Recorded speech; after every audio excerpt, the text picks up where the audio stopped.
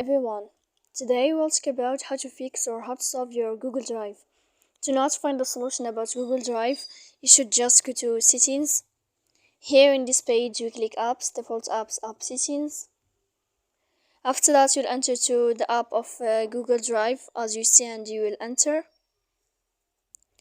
Here in this page of App Info, you will click on First Stop and you will click OK. Then we click on Storage.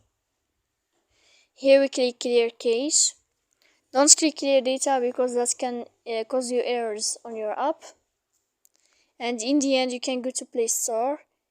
You will search about Google Drive, and if you will find here in this blue sign update, then you can click to update your app. So please don't forget to support us by like and subscribe.